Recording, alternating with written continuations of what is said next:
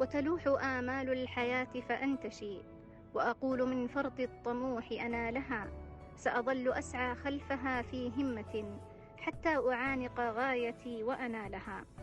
إلى من شرفني بحمل اسمه معلمي الأول ومصدر ثقتي وقوتي أبي الغالي، إلى من كانت دعواتها وكلماتها رفيقي في مسيرتي وتفوقي، أمي الحبيبة، إلى شريك حياتي ورفيق روحي وداعمي المستمر زوجي الغالي، إلى السند والعضد والساعد الذين يفرحهم نجاحي إخواني وأخواتي، إلى زينة حياتي وبذرة الفؤاد وأمل الغد أبنائي، إلى رفقاء الدرب أقاربي وكل من وقف بجانبي.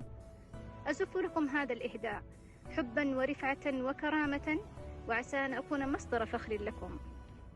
وآخر دعواهم أن الحمد لله رب العالمين، هان التعب عند الوصول عزما وإيمانا، وما كنت أفعل لولا أن مكنني الله، فالحمد لله قولا وفعلا. تم حصولي على درجة الماجستير من جامعة الملك عبد العزيز، تخصص توجيه وإصلاح أسري، بتقدير ممتاز مع مرتبة الشرف الأولى. اللهم علمنا ما ينفعنا وانفعنا بما علمتنا وزدنا علما. كان ما كان سيبقى للأبد، قصة تروى وتشجي من هواها، قصة من لهفة أو من طموح طول العلي إلى عالي سماها من رباها.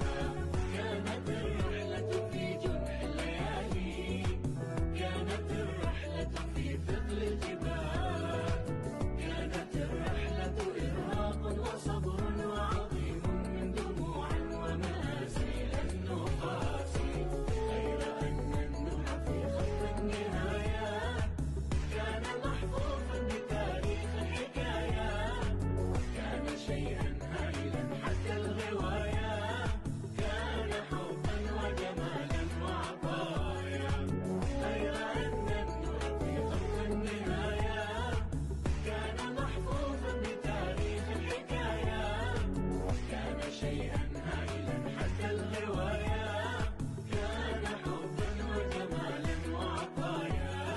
كان ما كان، كان ما كان، كان ما كان سيبقى للأبد، كان ما كان وكافحنا بقلب فتح الأشواق للدرب بحب، وأنار الصبر فينا أي درب وحكى اللمس عن ماضي